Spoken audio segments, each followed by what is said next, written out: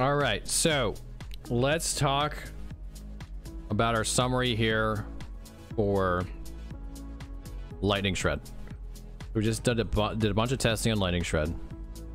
The TLDR is I can still do the same nightmare dungeons. I was doing 50 to 60s before. I'm doing 50 to 60s after.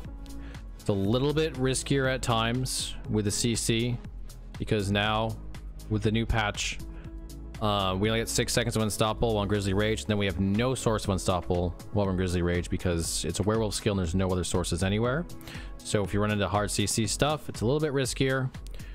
But there's also some nerfs to CC that happened in this patch and some nerfs that happened over time, and it just isn't as powerful as it used to be. CC is just not as scary as it was. There are times you're going to get into a bit of an issue, but for the most part, I wasn't dying. I was fine, killing almost as fast as I was before. There is a noticeable drop in damage, but I'm still doing in the millions on hits. There's still hits where I'm doing in the millions. This is still a very high damage build. It's still incredibly fast. I don't think it's going to change in tiers. Like, legitimately think wherever it is in tiers, it's probably going to stay there. Like, speed farming tier, it's still S tier.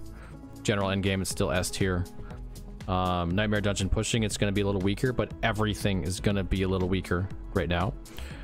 Everything's going to not be as good. Now, I will say that melee is going to get hit harder by the damage reduction changes that have happened.